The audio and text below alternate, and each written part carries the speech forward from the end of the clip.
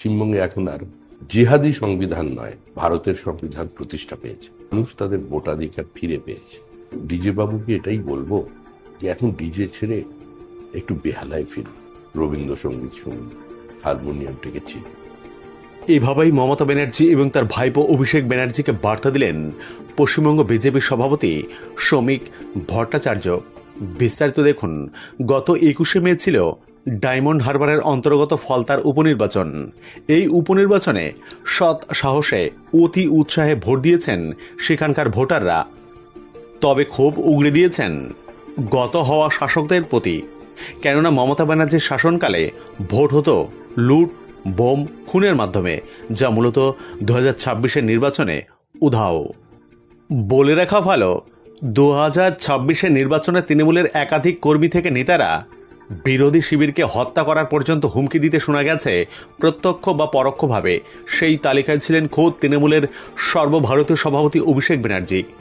2026-এর vote প্রচারে ফলতায় দাঁড়িয়ে তাকে বলতে শোনা গেছিল, ব্যঙ্গ বিদ্রুপ করেছে না এই ডায়মন্ড হারবারে বিজেপির প্রার্থী আর এখানকার বিজেপির প্রার্থী, ঘাড় ধরে নিয়ে গিয়ে ডায়মন্ড হারবারে মাছের বাজারে বসিয়ে মাছ কাটাবো, মাছ বিক্রি করাবো। এখানে জাহাঙ্গীর আমাকে আস্তে আস্তে বলেছে, দাদা সব দিয়েছো, একটা বৈদ্যুতিক চুল্লি করে দিতে হবে। আমি ভাবলাম 4 তারিখ ফল বেরোনোর পর কিছু লোক তো হার্ট অ্যাটাক করবে, তাদের সৎকারটাও ভালো করে করা আমাদের উচিত। করে দেবো, আমি কথা দিয়ে যাচ্ছি, লড়াই করে যত দ্রুত সম্ভব বৈদ্যুতিক চুল্লি হবে এখানে। 15 বছর ধরে গোটা বাংলা জুড়ে তৃণমূল শুধু হুমকি, ভয় আর সন্ত্রাসের রাজনীতি চালিয়েছে। ফলতার এই ভিডিওটাই তার জ্বলন্ত প্রমাণ, যেখানে অভিষেক ব্যানার্জি প্রকাশ্যে ভোটারদের ভয় দেখাচ্ছে। কাজের হিসেব নেই, উন্নয়নের কথা নেই, সুশাসনের কোনো বার্তা নেই, আছে শুধু হার্ট অ্যাটাক আর ইলেকট্রিক চুল্লির ভয় দেখিয়ে মানুষকে চুপ করিয়ে দেওয়ার চেষ্টা।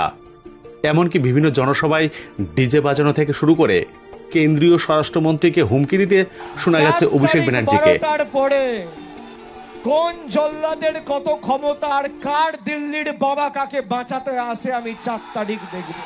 4 তারিখ ডিজে তো বাজবেই, এমন জোরে বাজবে কান ঝালাফালা করে দেবো।